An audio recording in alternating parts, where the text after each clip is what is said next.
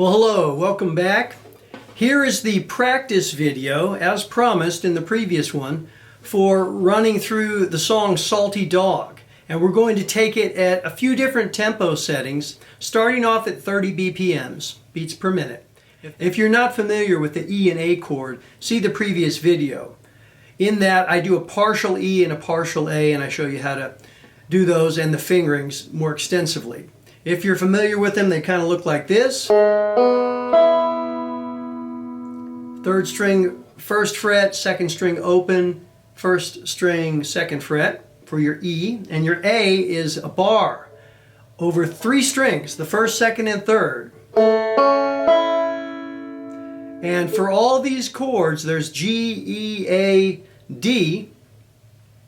You can use the 3-2-1-5, 1-2-3 up-down roll. I have a whole series devoted to that, 3 or 4 videos on playing that roll. So if you're not familiar with that, you might want to take a look at those videos. Here we go, Salty Dog Blues. Remember that the E we're playing, we didn't want to hit the 5th string because of the clash between the G sharp note on the 3rd string and the G on the 5th string.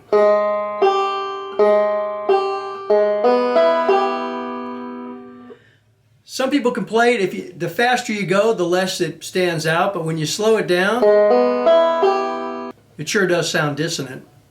All right, here we go with Salty Dog Blues at 30 beats per minute. 1, 2, 3, 2, 1, 5, 1, 2, 3 for everything except E. 4.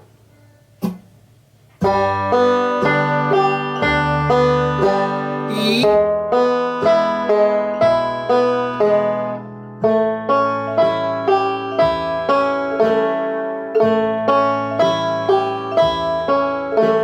D7.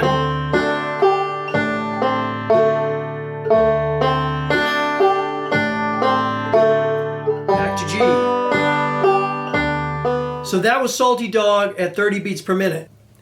Here's a little trick for the E. I'm looking at the strum machine chord diagram here, and it's saying it's an E 7th. Well, that's good news for us, because you can take this E, and remember on the E chord, that's the only one here where we're doing the up-down roll a little differently. We're not hitting the 5th string because of that clash I mentioned. We are going to go 3, 2, 1, 3, 1, 2, 3 for that 7-note roll.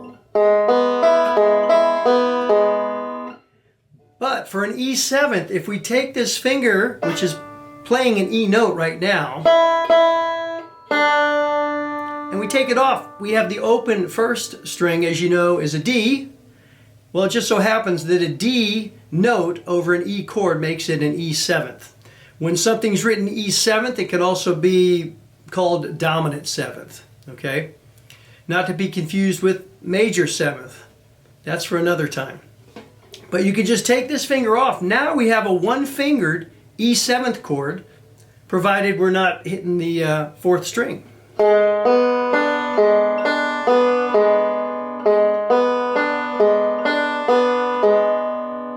right? It still sounds dissonant when you hit the 5th string, though. Maybe even more so than it did before. Let's try it at 35 beats per minute using our new E 7th chord. Try not to hit the 5th string. I often do it accidentally, but if you practice it enough, go back to our previous video and I give you some work on that. 3, 2, 1, 3, 1, 2, 3. You'll get it. That's just for the E. The other ones you can play the 5th string. 1, 2, 3, 4.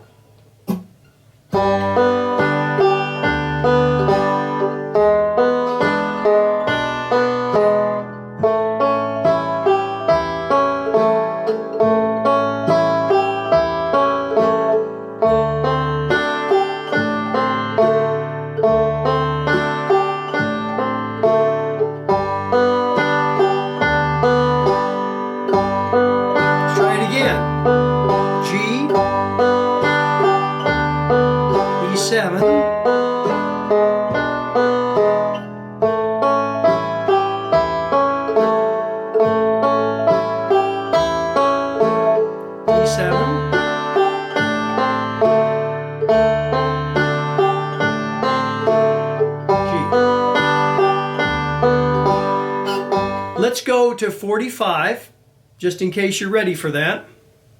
And we're going to keep the same roll pattern going. 3, 2, 1, 5, 1, 2, 3. And then for the E7, 3, 2, 1, 3, 1, 2, 3. Okay? The rest of them are all 3, 2, 1, 5, 1, 2, 3. 3. 40 beats per minute. 4.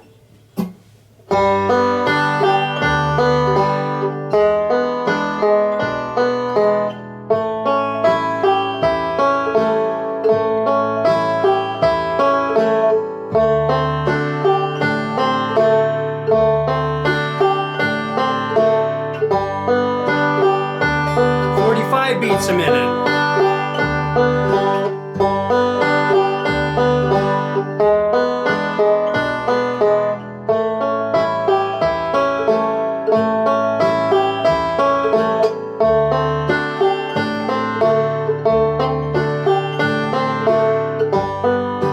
Now we're going to go up to 50 beats a minute.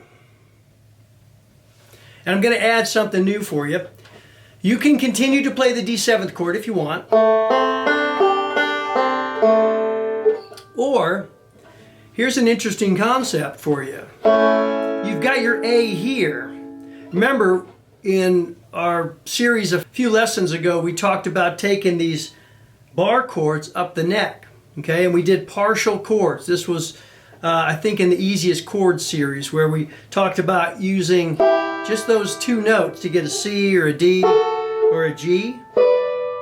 And then I introduced in the last video, I think it was, this bar chord of 3 notes, right? Which is what we're playing now. Well, you could take this same thing up to your D on the 7th fret.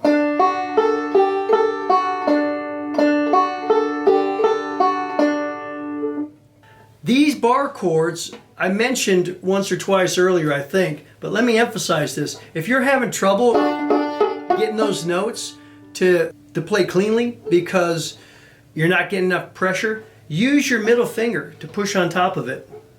And you can get extra pressure. You could even use 3 if you wanted to, but you're going to be using these other fingers soon enough for other chords. But for right now, if you're just playing a bar chord, put your middle finger on top of that. So let's try Salty Dog at 50, and I'm going to go from this A, or A7th, to this D. Here we go. 1, 2, 3, 4. Up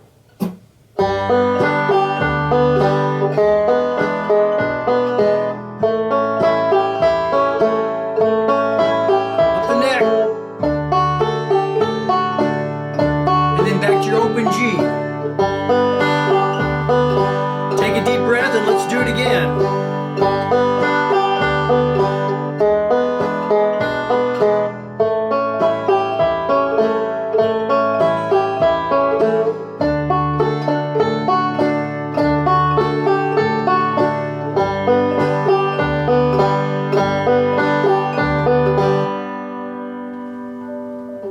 Just for kicks, I'm going to take it another 10 beats faster, okay?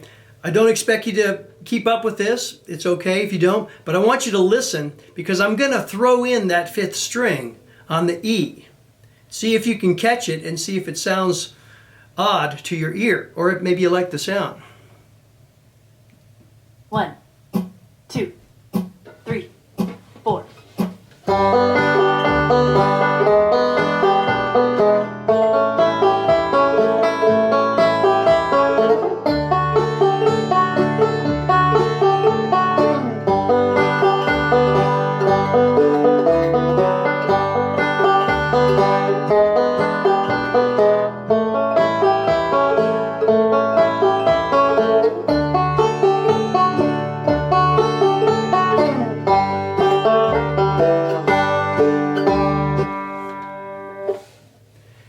All right. Thanks for sticking with me through this lesson. I hope it's a good practice video for you. Just go back to whatever tempo you like and keep playing it till it feels good. You really have to practice these things over and over and over again in order that it's automatic to where you're not even thinking about it. Good luck with it.